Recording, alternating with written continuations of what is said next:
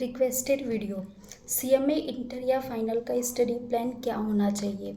There are an number of videos uploaded on YouTube by experience teachers and many qualified students what should be the study plan for CMA inter as well as final students. Any one of the video can be followed with discipline.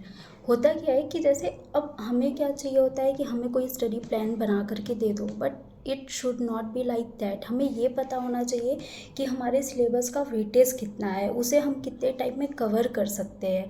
ठीक है, अगर sequence wise start करें तो law ऐसा subject है कि law हो गया, डीटी हो गया, ये सारे ऐसे सब्जेक्ट हैं जो हमें from the beginning of the year start कर देना चाहिए। बिकॉज ये भले ही लॉ लास्ट में जाके हमें याद होता है, लेकिन हम जब from the beginning of the year से याद उसे पढ़ना शुरू करते हैं, तब जा कर के हमें वो बार बार हम पढ़ते रहते हैं, उसके कॉन्सेप्ट में आते हैं, तो लास्ट में जाके हमारे माइंड में वो फिक्स होती हैं चीज़ें। इसलिए हमें शुरू से ही उन्हें टाइम देना चाहिए, शुरू से ही उन्हें पढ़ते रहना चाहिए, जिसमें प्रोविज़न होते हैं, सेक्शन होते हैं, ये सारी चीज़ें।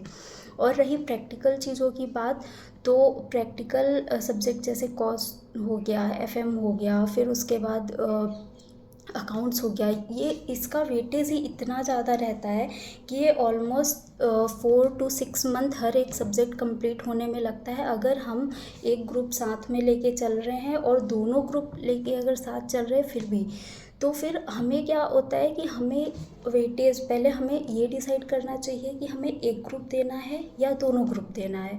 उसके बाद हमें सिलेबस का वेटेज देखना चाहिए, उसके बाद हमें खुद से स्टडी प्लान शेड्यूल करना चाहिए। बिकॉज ऑब्वियसली हम किसी और का स्टडी प्लान देख लेते हैं, लेकिन हम उसे फॉलो नहीं कर पाते हैं। जब हम अपने दिमाग से और हम हर एक वेटेज देख करके हम अपना टाइम और मंथ एलोकेट करते हैं और फिर जब उसे फॉलो करना शुरू करते हैं, तो हमें समझ में आता है कि हमारा कितना वेरिएंस है, हमने कितना प्लान किया था, हमारा स्टैंडर्ड क्या था और एक्चुअली में हम कर कितना रहे हैं।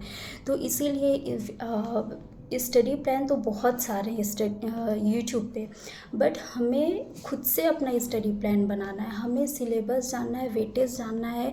और जब हमारी इनिशियली क्लासेस स्टार्ट होती हैं, तो हमें ये जानना है कि मुझे कौन सा सब्जेक्ट नहीं समझ में आ रहा है, जिससे मैं फैमिलियर नहीं हूँ।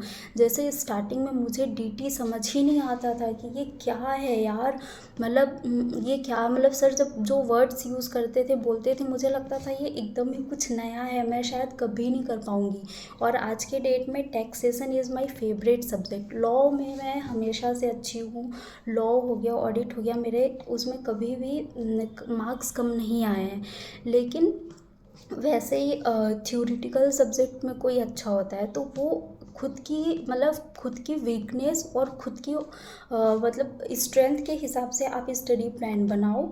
और बाकी ऐसे एक आइडिया लेने के लिए तो बहुत सारे यूट्यूब पे वीडियोस पड़े ही हैं। Thank you.